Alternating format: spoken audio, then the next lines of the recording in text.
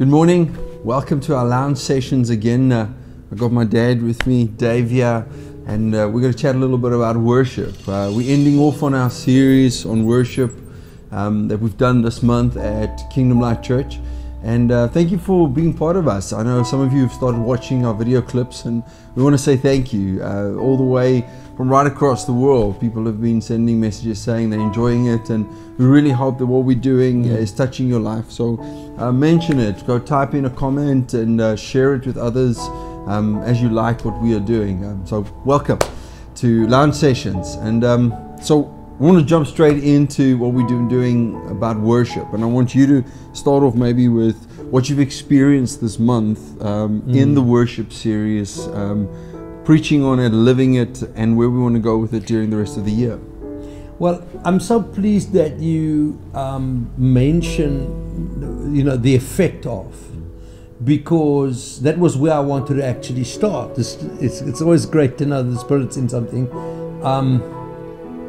We've had so much feedback. We've had so much impetus. The people have just come alive in this month. There's just been an awakening, let's put it that way, of people during the worship services and in their own personal lives. So it's a strange thing. The word says, "Draw near to me and I will draw near to you."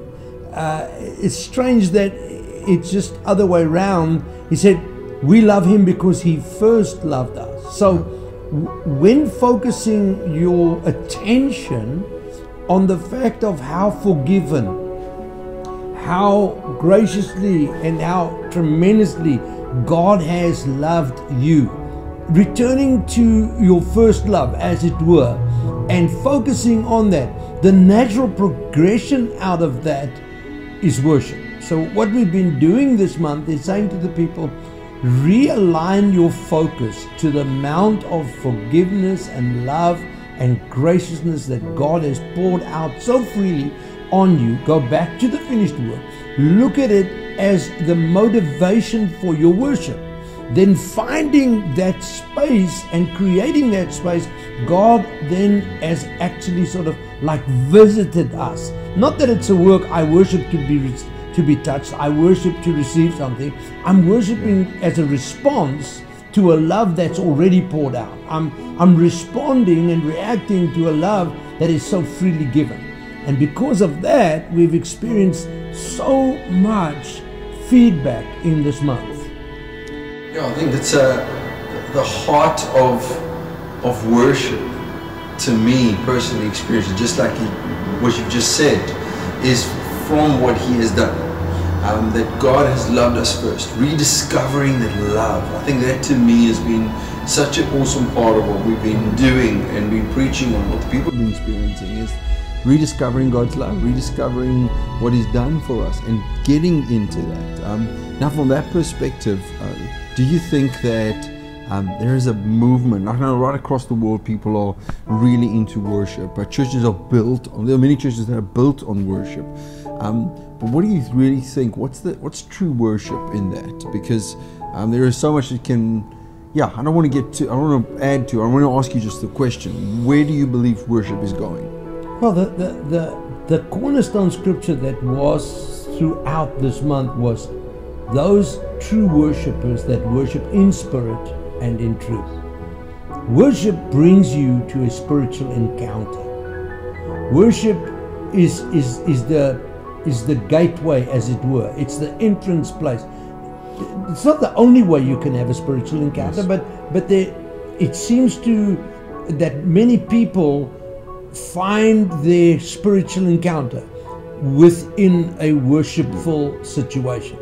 Now, when you have that spiritual encounter, without those spiritual encounters, we take Paul's spiritual encounter on the road to Damascus. We take Peter, James, and John on the Mount of Transfiguration. After the spiritual encounter, their lives are totally transformed. There's a change that they refer to always. And I found that the intimacy that comes from worship has almost a lead onto, or almost a natural progression, which is spiritual encounters. True. And then those mountaintop experiences, those spiritual encounters, bring people into passion. They back where they were from the start, or when people are doing it for the first time. From there, their entire spiritual life progresses. And instead of having one or two every now and then, a lifestyle of worship will be daily encounters.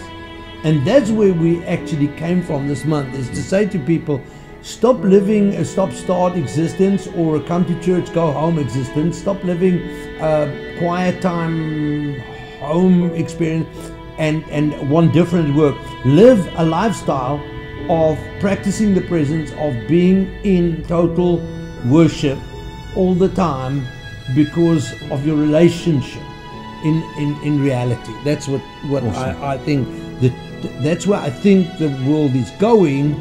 Instead of having a separated, segregated lifestyle, that it will become one of constancy. Yes. So in this section, we just wanted to touch on that lifestyle. It's become a lifestyle. It is a lifestyle. That's where God is taking us. And I want to encourage you today is to make it a weekly thing.